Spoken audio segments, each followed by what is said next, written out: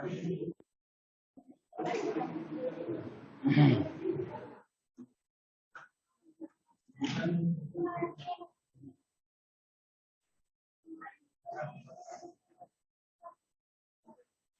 आज हम लोग यूनिट डायमेंशन के बारे में कुछ बातें हैं जिसको सीखेंगे। बहुत समय पहले फिजिक्स में जो क्वांटिटी हम लोग पढ़ते हैं, जैसे mass, temperature, length, force, work, energy, इन सभी का मेजरमेंट करने के लिए एक प्लेटफॉर्म बनाया गया है या प्लेटफॉर्म बनाया गया था। उसी प्लेटफॉर्म को हम लोग यूनिट के नाम से जानते हैं। दरअसल परेशानी यह था कि हम लोग के देश जैसे इंडिया में मास को आप केजी में मेजर करेंगे। आप ही मान लीजिए इंग्लैंड जाते हैं तो वहां पर भी मास केजी में ही रहे, ताकि हम लोग को हर जगह सुविधा हो, असुविधा नहीं हो। इसके लिए या इसी प्रयास से एक प्लेटफॉर्म तैयार किया गया। उसी प्लेटफॉर्म को हम लोग यूनिट के नाम से जानते हैं। तो यूनिट फिजिकल क्वांटिटी के मेजरमेंट के लिए बनाया गया। क्योंकि फिजिकल क्वांटिटी की संख्या बहुत बड़ा है, इसीलिए फिजिकल क्वांटिटी को दो पार्ट में डिवाइड कर दिया गया। एक पार्ट में उसे रखा गया है जिसका नाम फंडामेंटल है, और उसके अलावे जो भी है उन सभी को डिराइव्ड कहा गया है। फिजिकल क्वांटिटी के मेजरमेंट करने के लिए इसको दो पार्ट में डिवाइड किया गया है। एक का नाम फंडामेंटल, दूसरे का नाम डिराइव्ड। तो पहले इसी फैक्टर को समझ लेते हैं, उसके बाद हम लोग यूनिट को समझेंगे।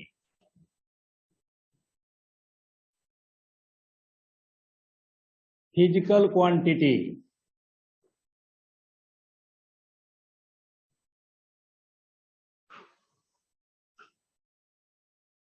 एक का नाम रखा गया है फंडामेंटल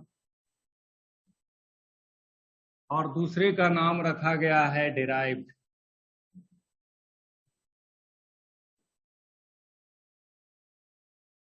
फंडामेंटल के लिस्ट में केवल 7 को रखा गया है। There are only 7 physical quantity which is fundamental. All other physical quantity is derived. इस 7 को छोड़ करके बाकी जो भी हैं सबको डिराइव्ड कहा गया है। क्यों कहा गया है, इसका जवाब भी आपको अभी बताया जाएगा। तो फंडामेंटल में संख्या निश्चित है, सीमित है, दैट इज ओनली 7। और इस 7 का नाम बहुत फेमस है, हम सब लोग जानते ही रहते हैं। Mass, length, time, current, temperature, amount of substance,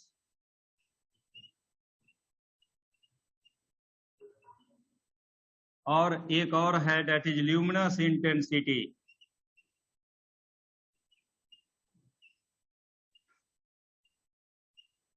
इस 7 को छोड़कर, इस 7 को छोड़कर बाकी जितने का नाम आप सुने हैं या पढ़े हैं, बहुत सारा तो आज के डेट में हम लोग पढ़े हुए हैं, जैसे velocity, acceleration, momentum, force, kinetic energy, potential energy, gravitational field, gravitational potential energy, escape velocity, बहुत सारे टर्म हम लोग अभी तक पढ़े हैं। जितना नाम अभी हम बोले हैं ये सब के सब डिराइव्ड होते हैं। तो यहां पर एग्जाम्पल असीमित है। वेलोसिटी, फोर्स, 12 क्लास में जाइएगा, मैग्नेटिक फील्ड, चार्ज,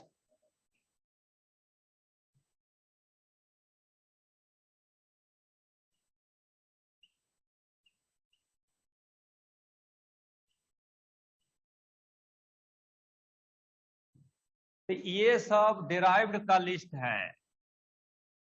नाम 5 ही लिखा गया है लेकिन संख्या असीमित है, 100 से भी ज्यादा है, ऐसा आप कह सकते हैं।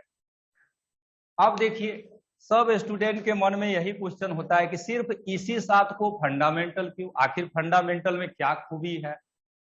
तो फंडामेंटल में उसको रखा गया है जो किसी दूसरे फैक्टर पर डिपेंड नहीं करता है। फिजिक्स में फंडामेंटल क्वांटिटी जो 7 है, यह किसी दूसरे पर डिपेंड नहीं करता है। ऐसा कहने का मतलब मास लेंथ पर डिपेंड नहीं करता है, मास वेलोसिटी पर भी डिपेंड नहीं करता है, मास एनर्जी पर भी डिपेंड नहीं करेंगे। ऐसा क्वांटिटी को जब पूरे फिजिक्स में ढूंढा गया तो केवल 7 ही मिला था जो किसी दूसरे पर डिपेंड नहीं करता है। अब जैसे मास है या टाइम है, देखिए घड़ी में अभी 9:20 हो रहा है। अब यहाँ गर्मी रहे या ठंडी रहे, दिन रहे या रात रहे, टाइम को उससे कोई लेना देना नहीं है। आप यहाँ सीतामढ़ी में रहिए या फिर नई दिल्ली चले जाइए, टाइम इस सब फैक्टर पर डिपेंड नहीं करता है। तो इस 7 का लिस्ट ऐसा ही है। लेकिन उधर जो लिस्ट है डेराइव्ड, यह सब वह होते हैं जो किसी दूसरे पर डिपेंड करता है। जैसे वेलोसिटी, वेलोसिटी तभी हो सकता है जब कोई बॉडी डिस्प्लेस करेगा और टाइम खपत होगा, यानी वेलोसिटी डिस्प्लेसमेंट और टाइम पर डिपेंड करता है। फोर्स मोमेंटम पर डिपेंड करता है, टाइम पर डिपेंड करता है। चार्ज के बारे में हम लोग पढ़ने वाले हैं, उस समय पढ़िएगा कि चार्ज वहां होता है जहां करंट होता है, बगैर करंट के चार्ज नहीं होते। तो डिराइव्ड में उसको रखा गया है जो दूसरे से रिलेटेड है, दूसरे पर डिपेंडेंट है। फंडामेंटल में उसको रखा गया है जो किसी पर डिपेंड नहीं है। ये फंडामेंटल और डिराइव्ड की बातें आपको बताए। अब वापस आइए यूनिट में। यूनिट के बारे में जैसा कि आपको बताया कि यह एक प्लेटफॉर्म है जिस प्लेटफॉर्म पर सभी फिजिकल क्वांटिटी का मेजरमेंट वर्ल्ड वाइड किया जाता है, पूरे दुनिया में किए जाते हैं। तो यह प्लेटफॉर्म कई तरह से उस समय बनाया गया, जिसमें कुछ मुख्य नाम हैं। और जब यह प्लेटफॉर्म बनाया गया तो इसमें इसी 7 का यूनिट मेजरमेंट करने का तरीका या फिर एक खास सिंबल दिया गया इसी 7 का, और इसी 7 के आधार पर बाकी सब डेराइव्ड का भी मेजरमेंट हम लोग करते हैं।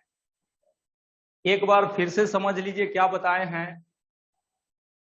किसी भी फिजिकल क्वांटिटी का मेजरमेंट करने के लिए फिजिक्स में एक सिस्टमेटिक अरेंजमेंट बनाया गया है, जिसको हम लोग स्टैंडर्ड रेफरेंस के नाम से जानते हैं। The standard reference by which physical quantities are measured is called unit. तो फिजिकल क्वांटिटी का मेजरमेंट जिस रेफरेंस में करते हैं वही यूनिट होता है, और यह यूनिट मेनली इस 7 को फोकस करके बनाया गया है। इस 7 का जानिएगा तो बाकी सब का आप ऑटोमेटिक जान जाइएगा अकॉर्डिंग टू देयर डेफिनेशन। जब स्टैंडर्ड रेफरेंस बनाया गया तो जैसे जैसे हम लोग का इवोल्यूशन हुआ, इसको और आसान करने का प्रयास किया गया। तो कुल मिलाकर के कई सिस्टम बनाए गए थे, जिसमें कुछ का नाम आपको बताते हैं। CGS, MKS, FPS, ये सब मेजरमेंट करने का स्टैंडर्ड रेफरेंस है। CGS में ये जो देख रहे हैं CGS, इसमें मास का मेजरमेंट केजी में करना होता है, ग्राम में करना होता है, और लेंथ का मेजरमेंट सेंटीमीटर में हम लोग करते हैं, और टाइम का मेजरमेंट सेकेंड में करते हैं। MKS सिस्टम में आते हैं तब मास का मेजरमेंट किलोग्राम में करते हैं, लेंथ का मेजरमेंट मीटर में करते हैं, और टाइम का मेजरमेंट सेकेंड में करते हैं। या PS सिस्टम में आते हैं तब मास का मेजरमेंट पाउंड में किया जाता है, लेंथ का मेजरमेंट फुट, जिसको आप फीट भी कहते हैं, उसमें किया जाता है। जैसे हम लोग के बॉडी का हाइट कहते हैं ना 5 फीट 2 इंच है, 5 फीट 5 इंच है, 5 फीट 10 इंच है, वो FPS में हम लोग बोलते हैं। और टाइम का मेजरमेंट सेकेंड में किया गया। तो ये सब छोटे छोटे प्लेटफॉर्म हैं जिस पर फिजिकल क्वांटिटी का मेजरमेंट किया गया।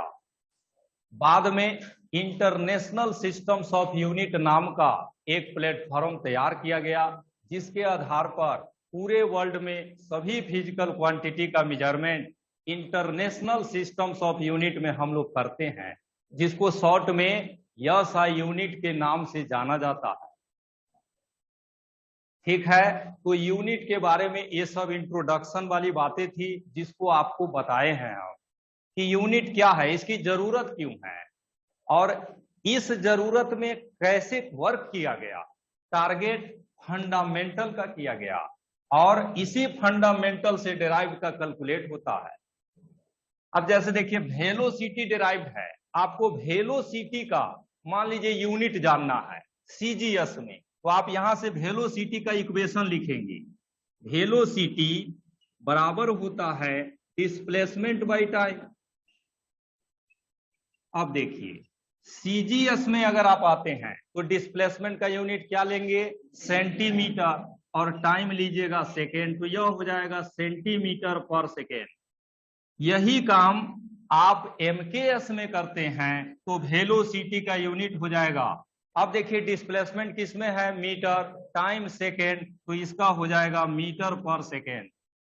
FPS में अगर आप वेलोसिटी का मेजरमेंट करते हैं तो यह डिस्प्लेसमेंट फुट में आ गया, टाइम सेकेंड में, तो यहां पर लिखेंगे फुट पर सेकेंड।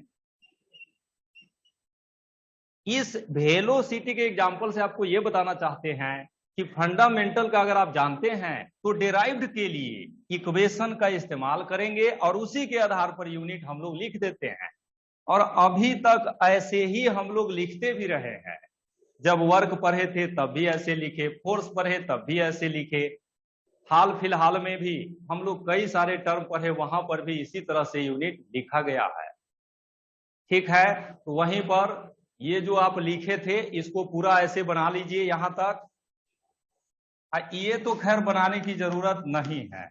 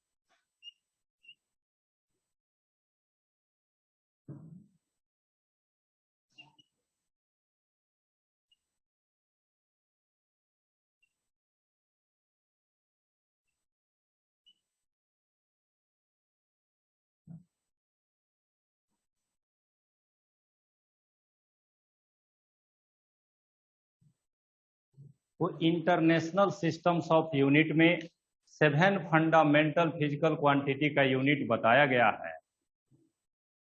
ये जो आप देख रहे हैं यह है इंटरनेशनल सिस्टम्स ऑफ यूनिट, जिसमें से 7 का एसआई यूनिट बताया गया और सभी के एसआई यूनिट का सिंबल भी है।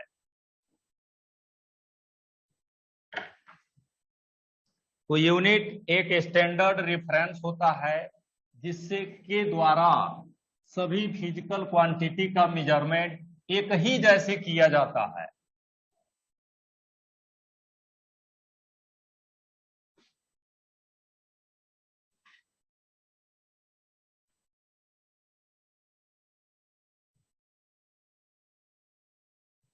अब यह चार्ट जो आपके सामने है जिसका नाम एसआई यूनिट है या एसआई सिस्टम है, इस चार्ट के आधार पर हम लोग सभी फिजिकल क्वांटिटी का यूनिट यहां से कैलकुलेट कर लेते हैं। किसी का भी निकालना होगा हम लोग यहां से कैलकुलेट कर लेंगे।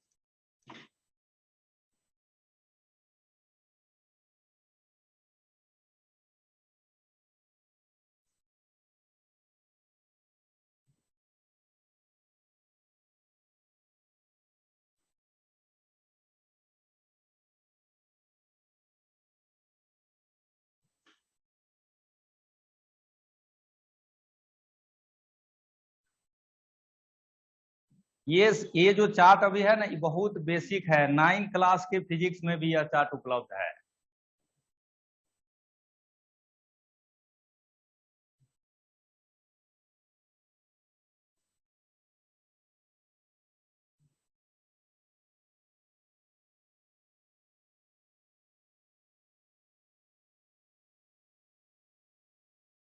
अब इस चार्ट का इस्तेमाल करके हम फोर्स का ऐसा यूनिट लिखने जा रहे हैं। देखिए, डेराइव्ड में जिसका भी आप लिखिएगा तो फार्मूला यूज करना पड़ेगा। फंडामेंटल में डायरेक्ट है, इतना याद रखना है, और डेराइव्ड जितना भी आएगा सबका फार्मूला यूज करना होगा। तो फोर्स का फार्मूला हम लोग लिखेंगे। तो फोर्स का सबसे फेमस फार्मूला यही है, या फिर आप ऐसे भी लिख सकते हैं dp/dt, दोनों जगह से आ सकते हैं। अब देखिए, उस लिस्ट में मास तो दिया है लेकिन एक्सेलरेशन उस लिस्ट में नहीं है, तो फिर इस एक्सेलरेशन का भी फार्मूला लिखना पड़ेगा। लिख दीजिए, फोर्स बराबर मास उस लिस्ट में है तो रहने दिए, एक्सेलरेशन को बदल दीजिए, change in velocity by time. अब देखिए, मास और टाइम उस लिस्ट में है लेकिन वेलोसिटी नहीं है, तो फिर वेलोसिटी का फार्मूला लिख देंगे, F बराबर m/t, और वेलोसिटी का फार्मूला होता है डिस्प्लेसमेंट बाय टाइम। अब देखिएगा तो सारा टर्म उस चार्ट में उपलब्ध है। अब सबका यहां पर लिख देना है। मास का लिखेंगे किलोग्राम, डिस्टेंस या डिस्प्लेसमेंट का होता है मीटर, और नीचे देख रहे हैं टाइम 2 बार है, S × S, और यहीं से ऐसा यूनिट आपका बन गया kg मीटर पर सेकेंड स्क्वायर, और इसी को हम लोग न्यूटन के नाम से जानते हैं। तो यूनिट में क्या है कि बहुत सारे फिजिकल क्वांटिटी का यूनिट साइंटिस्ट के नेम पर रख दिया गया है। तो जहां रख दिया गया है वहां नेम से जानेंगे, और जहां नहीं रखा गया है इसी चार्ट के आधार पर हम लोग उसका यूनिट ऐसे लिखेंगे। तो जिस तरह से हम फोर्स का लिखे हैं उसी तरह से आप सभी फिजिकल क्वांटिटी का यूनिट इसी लिस्ट से फार्मूला लिख करके हम लोग बनाएंगे। अब जैसे देखिए, क्लास 12 में अभी जस्ट हम लोग पढ़ने वाले हैं इलेक्ट्रिक चार्ज। अब हम लोग को लिखना है यूनिट ऑफ चार्ज, तो चार्ज का फार्मूला लिखना होगा। अभी 12 क्लास शुरू करेंगे हम लोग थोड़े ही दिन में, वहां पर देखिएगा आप यह पढ़िएगा, या 10 में आप पढ़े हैं, करंट बराबर होता है चार्ज बाय टाइम।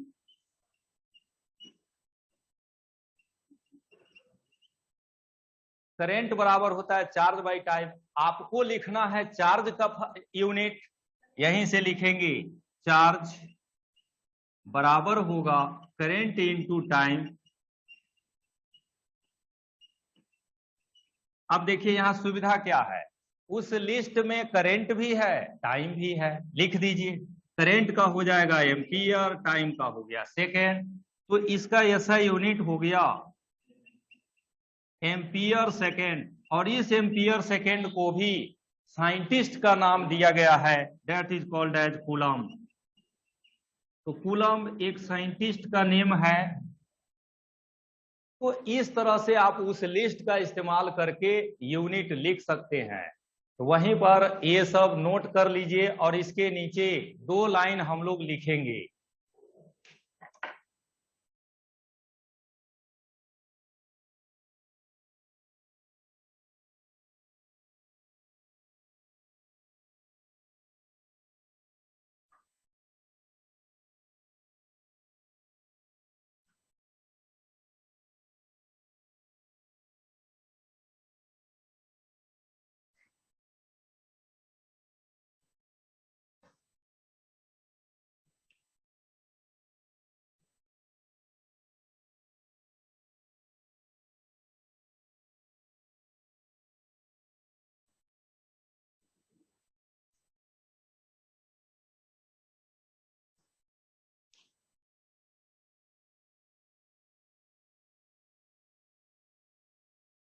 सभी फिजिकल क्वांटिटी का ऐसा यूनिट ऐसे ही लिखना है।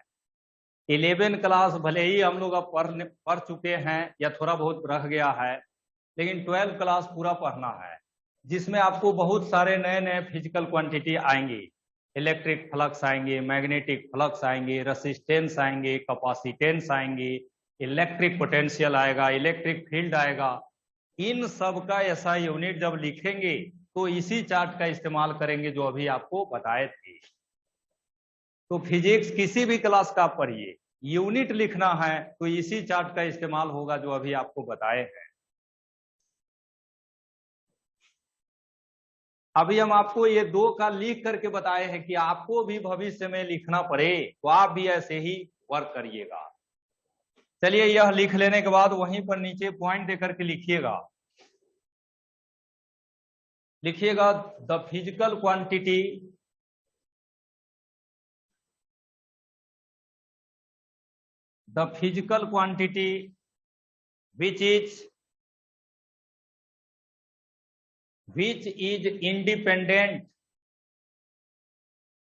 which is independent from other physical quantity, which is independent from other physical quantity, is called fundamental.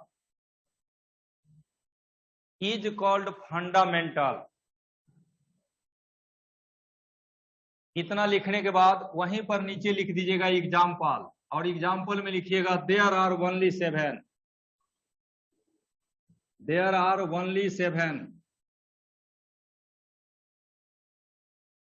इतना लिखने के बाद नीचे कुछ जगह छोड़ देना है और उस 7 का नाम आप खुद लिख लीजिएगा। 2-3 लाइन छोड़ दीजिए और उसके बाद फिर अब अगला पॉइंट में लिखिएगा the physical quantity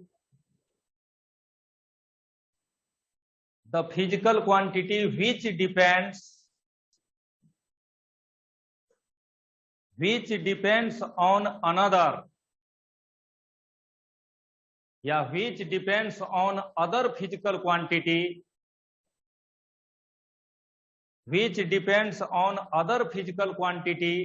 is called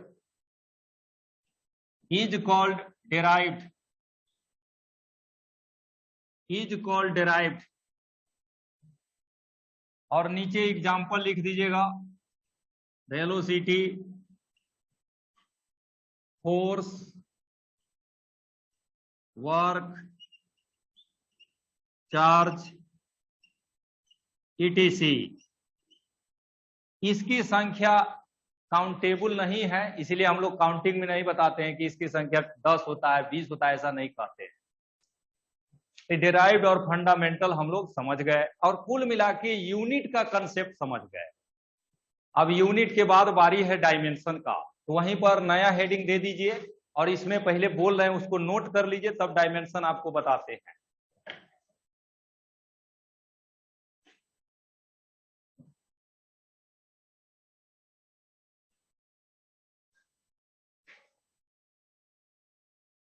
लिखिएगा the equation,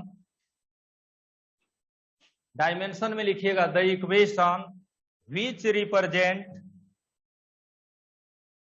the equation which represent all physical quantities, all physical quantities in terms of, all physical quantities in terms of fundamental physical quantity, in terms of fundamental physical quantity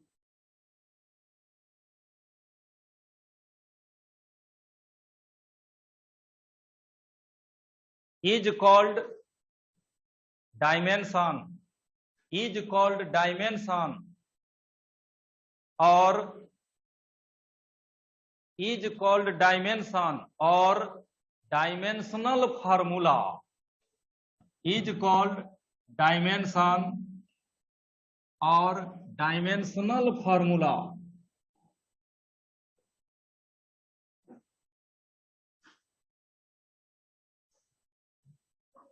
तो अभी जो आप definition लिखे उसमें यह बताया गया है कि फिजिक्स में पढ़ने वाले या फिजिक्स में जिसको हम लोग पढ़ते हैं, जिस क्वांटिटी का, उसी का नाम फिजिकल क्वांटिटी है। अब उसी फिजिकल क्वांटिटी को आप फंडामेंटल क्वांटिटी के टर्म में दिखाएंगे, that equation is called dimensional formula.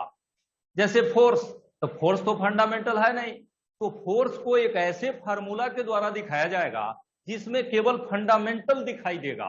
और फंडामेंटल कौन है? मास, लेंथ, टाइम, टेम्परेचर, करंट, ये सब दिखाई देगा। That formula is called dimensional formula. अब सवाल यह है कि यह फार्मूला बनेगा कैसे? तो इस फार्मूला को भी पढ़ने के लिए यहां पर एक चार्ट बनाया गया है, उस चार्ट को ध्यान रखिए। सबका फार्मूला आप स्वयं बना सकते हैं। वह चार्ट क्या है, यहां पर हम बनाने जा रहे हैं, आप लोग भी बनाइए।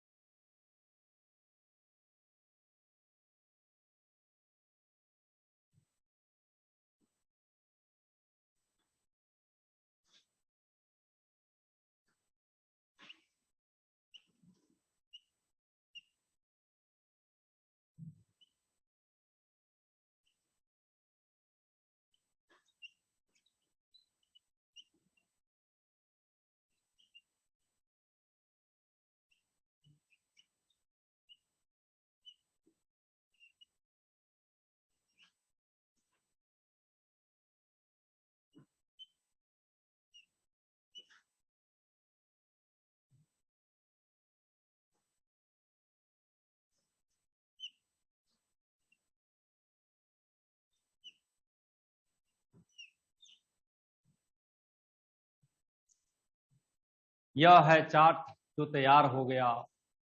ये खाने वाला चार्ट नहीं है, लेकिन यह चार्ट बड़ा बड़ा काम आसान कर देगा हम लोग का। अभी देखिएगा कैसे इस चार्ट से हम लोग डायमेंशनल फार्मूला लिखना सीखेंगे। इस चार्ट में ये बताया गया है कि मास का डायमेंशन बड़ा एम से लिखा जाता है, टाइम का डायमेंशन बड़ा टी से लिखा जाता है, लेंथ का डायमेंशन बड़ा एल से, करंट का बड़ा ए, टेम्परेचर का बड़ा के, और अमाउंट ऑफ सब्सटेंस को MOL से लिखा जाता है। This is dimensional formula of these fundamental physical quantity. इसको याद रखना है, बाकी का इसके इस्तेमाल से कैलकुलेट कर लेना है। ठीक है, ये यूनिट नहीं है, ये डायमेंशन है। ठीक है, अब इसके हेल्प से हम अनदर फिजिकल क्वांटिटी का डायमेंशन फार्मूला लिखेंगे। डायमेंशनल फार्मूला लिखने का तरीका क्या है, सो देखिए।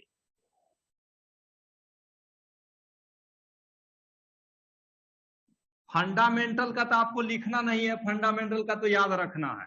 डायमेंशनल फार्मूला हमेशा डिराइव्ड का ही लिखा जाता है।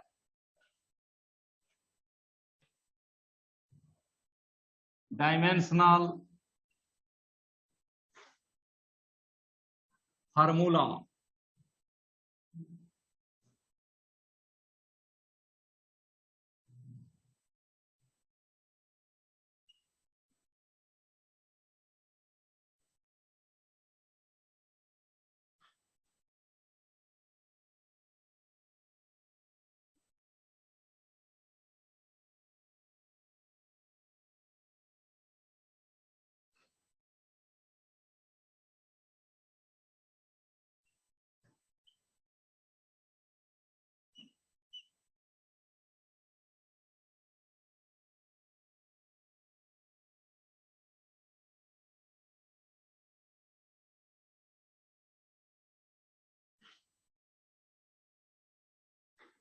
डायमेंशनल फार्मूला लिखने का फार्मूला यही है, m का पावर a, l का पावर b, t का पावर c, a का पावर d, k का पावर e, m मोल का पावर f। अब a b c d e f का वैल्यू क्या होगा यह इक्वेशन लिखने से पता चलता है, ऐसे ही नहीं पता चलेगा। अब हम एक का लिख करके बताते हैं ताकि आप सबको समझ पाए, ठीक है। तो अब डायमेंशनल लिखने का तरीका सीखिए। ये वह चार्ट है जिसको ध्यान रखना है, ये ध्यान रखना बहुत आसान है। देखिए ना, सबके शुरुए वाला लेटर सब आ गया है, सिर्फ नीचे दोनों वाले में सतर्क रहना है। करंट में ए है, टेम्परेचर में के है, बाकी लेंथ में देखिए यल है, टाइम में टी है, मास में यम है। चलिए यहाँ एक का लिख के हम लोग देखते हैं, और सबसे आसान है वेलोसिटी, उसी का लिखते हैं। Dimension of velocity. अभी जो हम आपको थोड़ा देर पहले डिफिनेशन लिखाए हैं कि डायमेंशनल फार्मूला एक ऐसा इक्वेशन है जिसमें सभी डेराइव्ड क्वांटिटी को फंडामेंटल के सिंबल में लिखा जाता है। यहां देख रहे हैं यम फंडामेंटल है, यल भी फंडामेंटल, यह सब फंडामेंटल है। चलिए वेलोसिटी का डायमेंशन लिखना है, तो वेलोसिटी बराबर हम लोग पढ़े हैं डिस्प्लेसमेंट बाय टाइम। डिस्प्लेसमेंट और लेंथ सेम होता है, तो डिस्प्लेसमेंट का डायमेंशन यहां लिख दीजिए, क्या हो जाएगा L, और टाइम का होगा T। ऐसा आए तो आप दोनों को एक साथ ऊपर लिख लीजिए। अगर ऊपर लिखिएगा तो क्या हो जाएगा LT का पावर -1। अब देखिए इसका डायमेंशन लिख रहे हैं। डायमेंशन लिखते समय कुछ बात को ध्यान रखना है, जिसका डायमेंशन आप लिखेंगे इसको कैपिटल ब्रैकेट में लिख देना है, और इधर जो आया है उसको लिख लेना है। क्या आया है LT-1। This is dimensional formula of velocity. ये इस बात को बताता है कि वेलोसिटी में मास नहीं होता है, मास नहीं आया है। वेलोसिटी में करंट नहीं होते हैं, वेलोसिटी में टेम्परेचर मोल भी नहीं होते हैं, सिर्फ यही दो होता है। ऐसे स्टैंडर्ड रूप से, स्टैंडर्ड वे में वेलोसिटी का डायमेंशन हम लोग ऐसे लिखेंगे। जो नहीं आया है, जैसे इसमें मास नहीं आया है, तो m का पावर 0 लिख देंगे। और कभी भी डायमेंशन लिखिए तो 3 टर्म कम से कम अवश्य लिखिए, MLT। अब किसका क्या पावर होगा वह फार्मूला बताता है। फार्मूला से कैलकुलेट किए तो L का पावर कितना आया 1, T का पावर -1, वही यहाँ पुट किया गया है। जैसा कि आप जानते हैं एक पावर लिखा नहीं जाता है, इसीलिए यहाँ खाली है। तो डायमेंशनल फार्मूला हम लोग इसी तरह से लिखते हैं, वहीं पर इसको लिख दीजिए। कुछ और का कैलकुलेट करके आपको बताते हैं।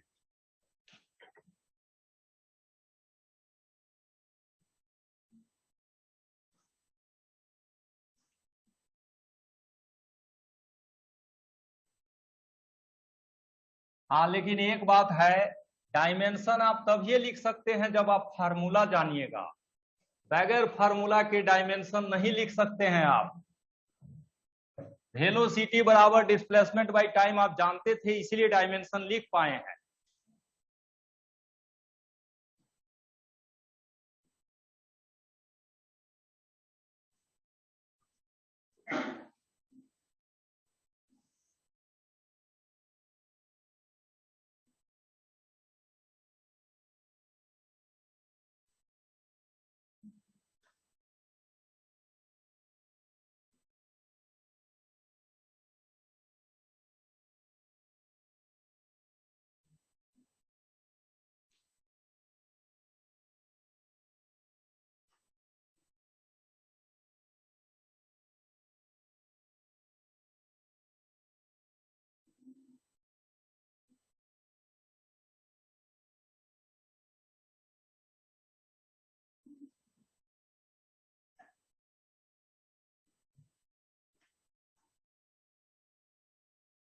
अब आगे फोर्स का डायमेंशन हम लिखने आए हैं। फोर्स के कई फार्मूला आप पढ़े हैं, किसी का भी इस्तेमाल कर सकते हैं। हम अभी यह फार्मूला यूज किए हैं dp/dt या मोमेंटम बाय टाइम, सिंपली ऐसे भी कह सकते हैं। दिस इज डायमेंशन लिखने के समय मीनिंग सिर्फ समझना है। मोमेंटम बाय टाइम, आप देखिए अभी जो लिस्ट बनाए थे डायमेंशन का, उस लिस्ट में टाइम तो है लेकिन मोमेंटम नहीं है, तो मोमेंटम को अभी फार्मूला लिख दीजिए।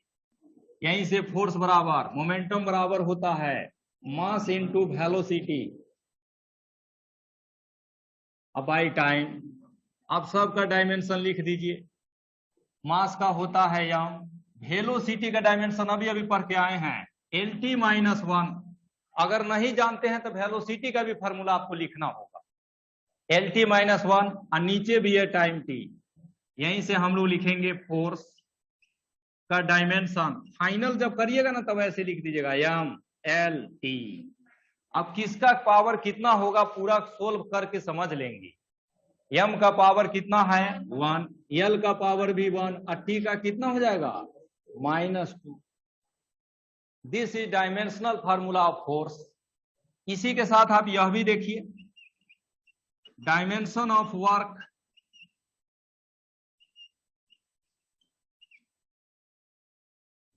तो वर्क बराबर तो आप सीधे पढ़ते हैं फोर्स इनटू डिस्प्लेसमेंट।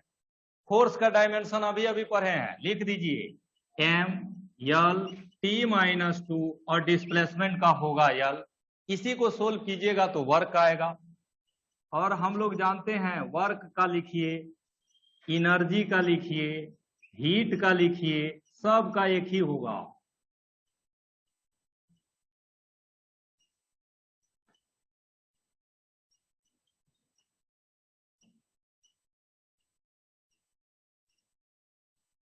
वर्क का डायमेंशन वही होगा जो एनर्जी का होगा, वही होगा जो हीट का होगा।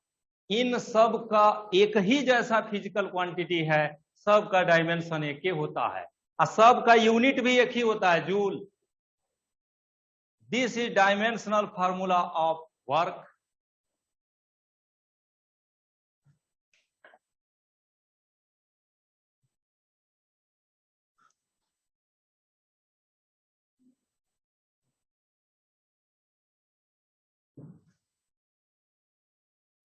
अभी हाल फिलहाल में हम सब लोग थर्मल फिजिक्स में एक टर्म पढ़े थे,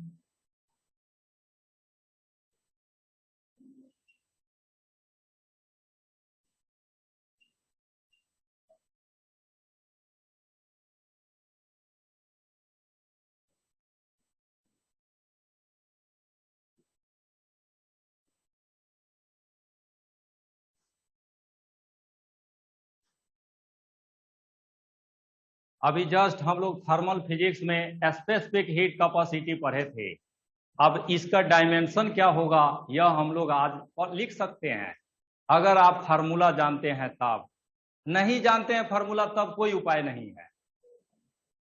स्पेसिफिक हीट कैपेसिटी S बराबर क्या, तो स्पेसिफिक हीट कैपेसिटी बराबर पढ़ते थे डेल्टा Q/m डेल्टा T। हम लोग को पता है इस इक्वेशन में डेल्टा Q क्या है, हीट है, नीचे यम क्या है, मास है, और डेल्टा T क्या है, टेम्परेचर। अब चलिए सबका डायमेंशन लिखिए। यहीं से S बराबर हीट का डायमेंशन वही होता है जो वर्क का होता है, आपके सामने है, पुट कर दीजिए ML²T-2। और नीचे में देखिए मास का आया m, टेम्परेचर का आया K। यहीं से हम लोग लिखेंगे dimensional formula of S MLT।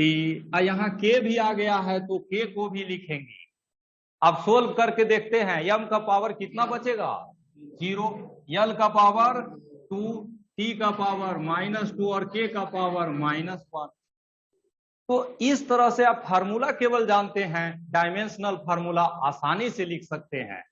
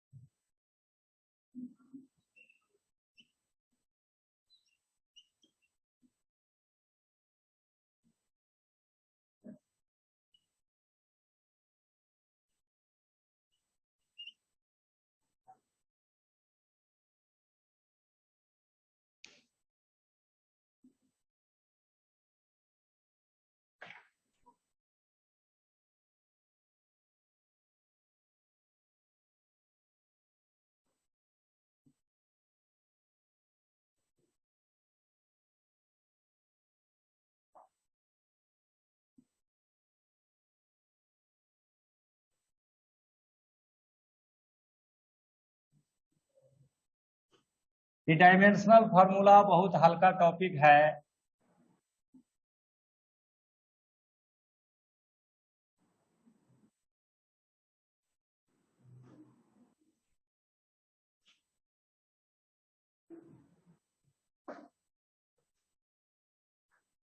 अब देखिए हम लोग को लिखना है यूनिवर्सल गैस कांस्टेंट का डायमेंशनल फार्मूला, यानी आर का लिखना है। तो आर का डायमेंशनल फार्मूला आप तब ये लिख पाइएगा जब आप एक ऐसा इक्वेशन यहां लिखिए जिसमें आर रहता है। यहीं पर लिख दीजिए पीवी बराबर होता है एन आर टी। ये आर का लिखना है तो आर बराबर क्या हो जाएगा, पीवी बाई एन टी। अब यह प्रेशर है, ये वॉल्यूम है, ये मोल है, ये टेम्परेचर है। यहीं पर देखिए आर बराबर आया है प्रेशर इनटू वॉल्यूम, और नीचे में है मोल इनटू टेम्परेचर। अब देखिए इस ये जो फार्मूला है इसमें से मोल और टेम्परेचर तो उस चार्ट में है जो अभी बनाए थे, लेकिन ऊपर वाला दोनों नहीं है, तो दोनों का फार्मूला लिखना होगा। यहीं से आर बराबर प्रेशर का फार्मूला लिख दीजिए फोर्स बाई एरिया, वॉल्यूम का भी फार्मूला लिख दीजिए, ये होता है साइड का पावर 3 बाई मोल। ये सब सॉल्यूशन खुद से आपको करना होगा, ये आपके एबिलिटी पर डिपेंड करेगा कि आप कितना आसानी से इसको सोल्व कर पाइएगा। अब देखिए फोर्स का हम लोग जानते हैं, साइड का मतलब होता है लेंथ, ये भी जानते हैं, एरिया होता है लेंथ स्क्वायर। एक लाइन और लिख देते हैं, फोर्स यहां पर आ गया लेंथ यानी साइड का स्क्वायर इनटू साइड का पावर 3, और नीचे है मोल और इनटू टेम्परेचर। अब जैसा कि आप देख रहे हैं सबका लिख ही दीजिए, कटने वाला अपने आप कट जाएगा। फोर्स का अभी अभी पढ़े थे ml_t-2, साइड का स्क्वायर यानी एल स्क्वायर, साइड का क्यू एल क्यू, मोल की जगह पर MOL लिखना है और टेम्परेचर की जगह पर के। यहीं से आर का डायमेंशन फार्मूला बन चुका है, ml_t, के भी आ रहा है, मोल भी यहां आ रहा है। अब किसका पावर कितना होगा यह सोल्व करके लिखेंगे। m का पावर कितना 1, l का पावर 2, -2 होगा, 2 होगा, t का पावर -2, k का पावर -1, यह भी -1। This is dimensional formula of universal gas constant. तो वहीं पर ये सब लिख लीजिए। अब कुछ हम लिख देते हैं, घर पर इसको बनाइएगा।